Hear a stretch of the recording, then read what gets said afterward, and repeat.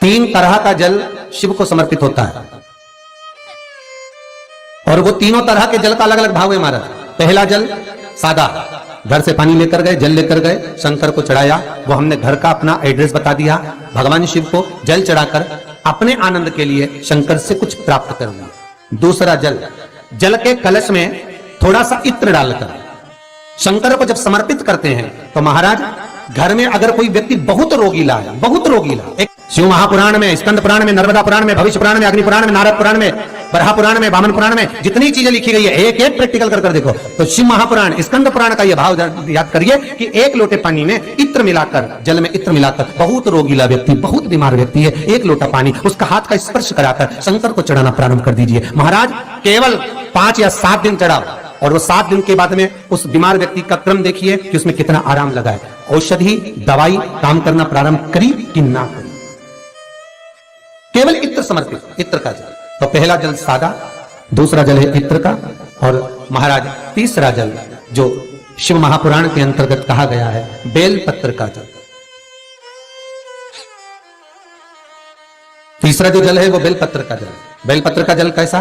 तो महाराज शिव महापुराण की कथा कहती है कि जल के पात्र में एक बेलपत्र अंदर डालकर उस जल के पात्र को ले जाकर शिव को समर्पित करना, अर्थात अपनी मन की कामना भगवान शंकर से कह देना, केवल बेलपत्र के माध्यम। बोलना नहीं है हमको, कुछ हमें कुछ कहना नहीं है।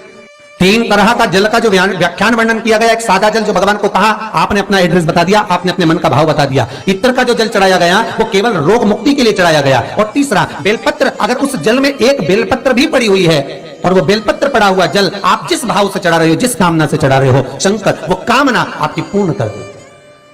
और लिंग पुराण को अगर आप पढ़ेंगे तो उसमें पाएंगे कि लिंग पुराण के अंदर लिखा है कि आप शंकर को अगर जल भी नहीं चढ़ाएं, आप शंकर को वस्त्र भी नहीं चढ़ाएं, आप शंकर को फूल भी ना चढ़ाएं, आप बेलपत्र भी ना चढ़ाएं, अगर शंकर को आपने कुछ भी ना चढ़ाया तो केवल शंकर के मंदिर में 2 क्षण जाकर उस शिवलिंग के सम्मुख में बैठ जाओ, कुछ मत बोलो, केवल मौन होकर उसको निहार लो, केवल मौन होकर निहार लो। बहुत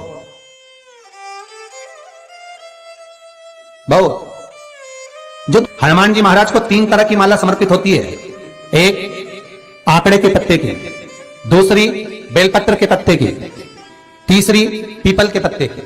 ये 3 तरह की माला जब शंकर हनुमान जी महाराज को समर्पित होती है, जिस समय पर अगर व्यक्ति के जीवन में बहुत भारी रोग हो गया है, बहुत ज्यादा कष्ट हो गया है, कैंसर जैसी बीमारी भी अगर उसको घेर ली है और किडनी लीवर सब बेकार हो गया, तो निवेदन है पीपल के पत्ते की माला बनवाओ, 108 पत्ते की, और हनुमान चालीसा का हर पत्ते पर स्मरण करिए। महाराज आप हनुमान चालीसा पढ़ते जाओ, माला में गांठ लगाते जाइए, और वो माला जो व्यक्ति कैंसर से पीड़ित है हाथ का स्पर्श कराइए और शंकर को चढ़ाइए। केवल अष्टमी तिथि के दिन ये माला समर्पित होना चाहिए, शुक्ल पक्ष की अष्टमी के दिन।